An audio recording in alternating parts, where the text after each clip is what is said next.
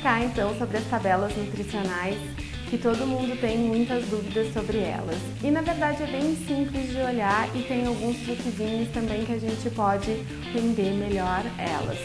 Aqui, se a gente for começar, eles sempre indicam o tamanho da porção, né? Normalmente é a porção que está discriminada aqui e a porção ideal para o consumo. De preferência, tentar não consumir mais do que aquilo que diz. Ela está em medida caseira, então normalmente é xícara ou colher, ela está bem explicada em medida caseira, é bem fácil de entender.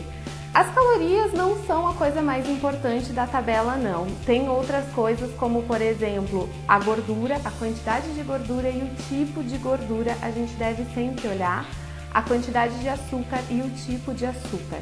Então, as gorduras trans, elas não devem aparecer, tá? Tem que ser zero. O tipo de gordura bom de comer são as gorduras poliinsaturadas, monoinsaturadas, que elas podem estar numa quantidade maior.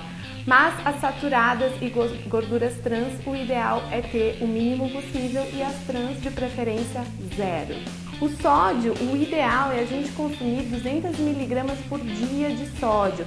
Ele já tem nesta porção 125 mg, tá? Então praticamente nessa porção a gente já teria toda a quantidade de sódio que a gente precisaria por dia. Outra coisa interessante de analisar é a quantidade de fibra. Então, quanto maior for a quantidade de fibra, até se a gente quiser comparar produtos, por exemplo, pães integrais, quanto maior for a quantidade de fibra por porção, melhor para ser consumido. Outra coisa muito interessante são os ingredientes. Eles aparecem em ordem de quantidade. Então, o primeiro sempre é o que tem mais, o segundo é o segundo mais importante, que mais tem quantidade, e assim por diante. Então, procurar alimentos que tenham como ingredientes, primeiro, as coisas mais saudáveis. Se for comparar um pão, aquele que tem a farinha integral vindo primeiro vai ser mais integral do que aquele que tem a farinha integral vindo por segundo, tá? Outra coisa interessante de ver aqui é a porcentagem que a gente deve consumir por dia. Isso está calculado em cima de uma dieta de 2.000 calorias, então é a porcentagem que aquele ingrediente apresenta nessas 2.000 calorias.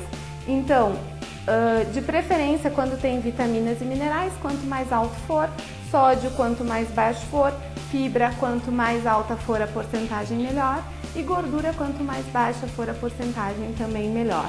Então, são alguns truquezinhos importantes da gente analisar.